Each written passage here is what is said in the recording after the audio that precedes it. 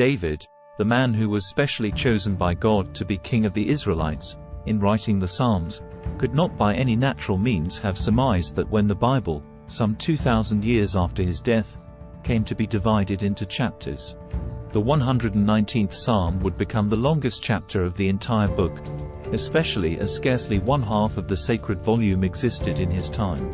This psalm consists of 176 verses, every one of which directly or indirectly calls attention to the precepts laid down in the entire book. The psalm itself is, by some mysterious law of calculation, divided into 22 sections, the exact number of the letters that compose the Hebrew alphabet. Each section is subdivided into 8 verses, each verse being an iambic tetrameter, namely 16 syllables alternately short and long. Still more extraordinary is the fact that every one of the 8 verses of the first section begins with the first letter of the Hebrew alphabet, Aleph. The 8 verses of the second section begin with the second letter of the Hebrew alphabet, Beth. The 8 verses of the third section begin with the third letter of the alphabet, Gimel. This extraordinary precision continues until all the 22 letters of the Hebrew alphabet are employed. This wonderful chapter, thousands of years, speaking, of course, of the Hebrew original version, later came to be translated into other languages. It was found that no other language could fit in with this rule. Therefore the Hebrew letters were set out simply as titles at the head of each of the 8 sections, as may be seen if one looks up the 119th Psalm.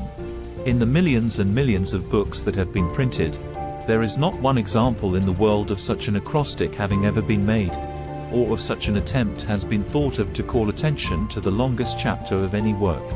Especially when one considers that every verse of this chapter calls direct notice in one form or another to the good to be derived from following the precepts laid down in the volume of the sacred law.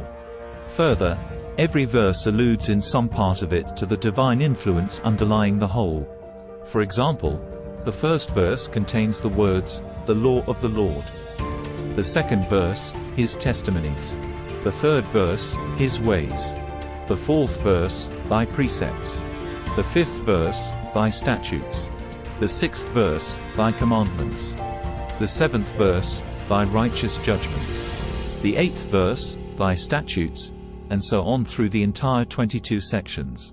The mystic number of 12 appears in the root words employed, which are statutes, ordinances, faithfulness, surety, law, name, word, precepts, ways, judgments, testimonies, commandments, and at least one of these 12 words are unerringly found in each of the 176 verses.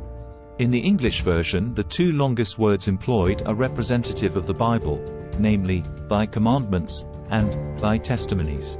In their use in this psalm, they present a strange coincidence with the 22 sections of the psalm and the 22 letters of the original Hebrew alphabet.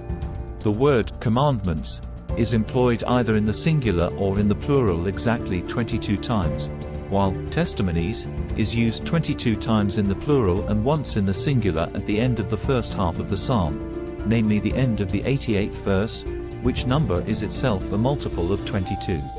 To sum up the observations, this is the most extraordinary example of design in literature written or printed that has ever been known.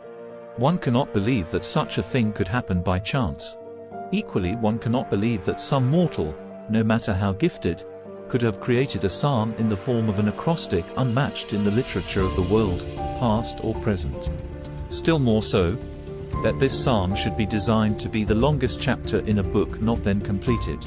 And yet all the features that call attention to this wonderful example of design have not been exhausted.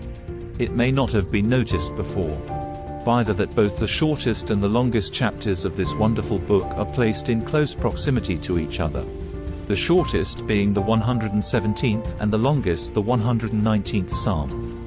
Now the one intermediary chapter between the shortest and the longest, the 118th, presents in itself such a number of remarkable coincidences that one is forced to the conclusion that these 3 psalms were purposely planned to come together for a definite reason. That reason evidently being that the relation of such coincidences would sooner or later strike some searcher of truth. As an illustration of divine design and consequently proof of the divine inspiration that guided not only the writer of the Psalms, but thousands of years later the translators of this book into other languages. The 118th Psalm, occupying as it does the remarkable position of being between the shortest and longest chapters of the Bible, actually contains the middle or central verse of the entire Bible. This, the middle verse of the sacred book, is the 8th verse of the 118th Psalm. Its words are significant in their meaning. They are an epitome of the great truth taught all through the preceding chapters or those that follow. It is better to trust in the Lord than to put confidence in man. Further, if one writes down in figures Psalm chapter 118, verse 8, and puts these numbers side by side, they become 1188, which is the exact number of chapters in the Bible. Besides the one that contains the remarkable verse above quoted and which, as I called attention to before, is the middle verse of the entire book. Those of little faith, those who are longing to believe, but must have a sign to these.